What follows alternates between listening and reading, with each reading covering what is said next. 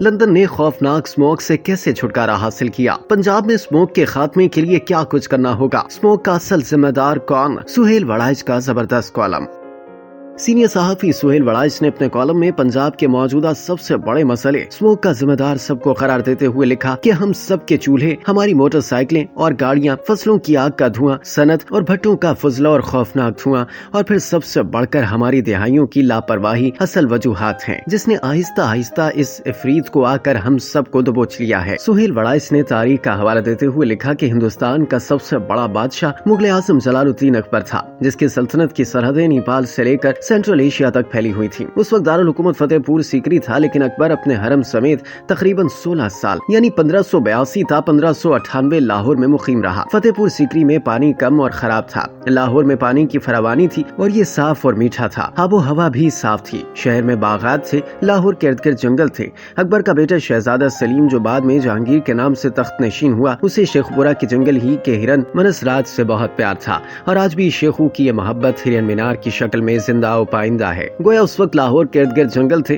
جن میں ہرن اور دیگر جانور پائے جاتے تھے۔ تاریخی اذکار میں شیروں کے شکار کا بھی ذکر ہے۔ مغل دور میں شاہی قلعہ لاہور میں حرم کی ایک رنگا رنگ تقریب کے دوران آگ لگ گئی، جس کی زد میں وہاں موجود سونے کا ذخیرہ بھی آ گیا۔ سونا پگھلا تو لاہور کی گلیوں میں پانی کی نالیوں میں اس کے ذرات بہنے لگے۔ تاریخ میں لکھا ہے کہ لاہور کے لوگوں نے نالیوں سے سونے کے ذرات اکٹھے کر لیے، گویا نکاسی کا نظام اس قدر عمدہ تھا کہ ذرات دور دور تک بہتے چلے گئے تھے۔ سہیل وڑائچ نے دیگر ممالک کی مثال پیش کرتے ہوئے لکھا کہ یہ 16ویں صدی کا ذکر ہے اور آج 21ویں صدی کا جدید پنجاب اور لاہور اسموگ، دھند، ماحولیاتی آلودگی اور ڈینگی کی لپیٹ میں ہے۔ جنگل کاٹے گئے، باغ ہاؤسنگ سوسائٹیز کی نظر ہو گئے، بادامی باغ اور باغ منشی لدھا کے صرف نام باقی ہیں۔ یہاں تو اب بچہ باغ بھی ختم ہو چکا۔ ہماری کوتاہیوں اور غلطیوں کا نتیجہ کبھی نہ کبھی تو نکلنا ہی تھا اور اب سامنے آ چکا۔ برطانیہ کے شہر لندن میں بھی 1952 میں خوفناک اسموگ کا حملہ ہوا، سینکڑوں ہلاکتیں ہوئیں، پھر 1956 میں کلین ایئر قانون سازی کی گئی اور اب لندن میں دور دور تک اسموگ کا خطرہ تک نہیں ہے۔ لندن جیسے شہر میں جگہ جگہ باغ اور پارکس ہیں۔ برطانیہ کی قانون سازی کے بعد امریکہ، آسٹریلیا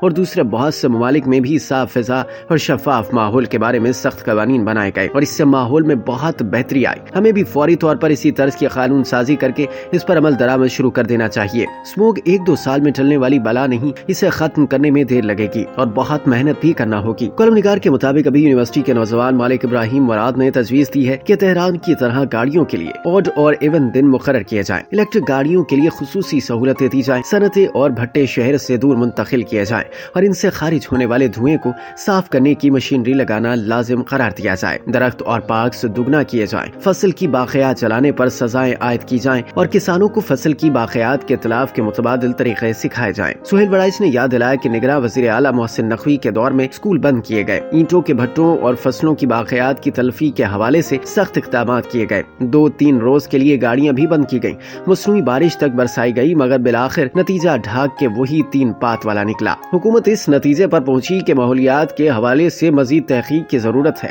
اس وقت تک کی تحقیق نہ مکمل ہے نہ درست۔ اگر کسی کو اسموگ کی اصل وجہ کا علم نہیں تو اس کا تدارک کیا ہوگا؟ کالم نگار مزید لکھتے ہیں کہ تاریخ کے ورق کردانی کریں تو کئی صدیوں پہلے بھی غیر ملکی سیاحوں اور حملہ آوروں نے جو سردیوں کے اسی موسم میں اس خطے میں آئے، یہ لکھا ہے کہ ملتان سے دہلی تک دن میں بھی اندھیرا ہوتا تھا، دھند کی ایک دبی طے اس وقت بھی چھائی ہوتی تھی جب کوئی پولوشن نہیں تھی۔ ضرورت اس بات کی ہے کہ دنیا بھر کے ماہرین بلا کر پہلے مکمل تحقیق کی جائے، پھر قانون سازی اور اس کے بعد مؤثر عمل درآمد۔ سہیل وڑائچ کے بقول وزیر اعلیٰ پنجاب مریم نواز ماحول اور ثقافت کے حوالے سے اچھا خاصا شعور رکھتی ہیں۔ سینئر وزیر مریم اورنگزیب نے ماحولیات کی تعلیم بیرون ملک سے حاصل کر رکھی ہے اور وہ عرصہ دراز تک ماحولیات اور جنگلی حیات سے متعلق NGOs میں بھی کام کرتی رہی ہیں۔ اب یہ ان دونوں کا امتحان ہے کہ اسموگ کے بحران کو سنہری موقع جان کر اس کا حل نکالیں۔ ہو سکتا ہے کہ یہی وہ کام ہو جس سے انہیں سیاست میں بڑا نام مل جائے۔ اکثر لیڈر بحرانوں میں ہی پرورش پاتے ہیں، بحران سے نکالنے والے ہمیشہ کے لیے محبوب لیڈر بن جاتے ہیں۔ ماحولیات کے حوالے سے جو بھی قوانین بنائے جائیں